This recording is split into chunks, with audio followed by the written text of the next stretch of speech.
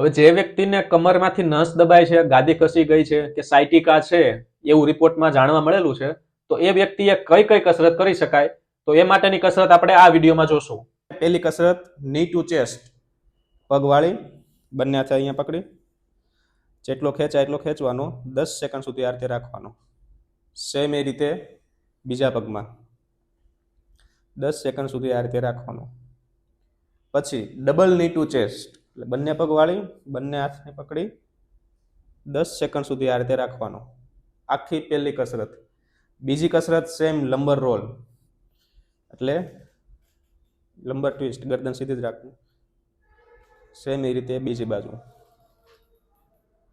આ કસરત એડવાન્સ લેવલમાં, એટલે આ કસરત કરીએ તો જે રોટેશનની એક્સિસ છે એ ડોર્સલ સ્પાઇનમાં પણ બને. એના માટે આ પગને બીજા પગ ઉપર રાખવાનો, વિરુદ્ધ સાઈડના હાથેથી અહીંયાથી પકડી ખેંચવાનો, એટલે આમાં રોટેશનની એક્સિસ લંબરમાં જ બનશે, સાથે સાથે આમાં પિરિફોર્મી સ્ટ્રેચિંગ પણ થશે. સેમ એ રીતે બીજા પગમાં 10 સેકન્ડ સુધી રાખવાનું.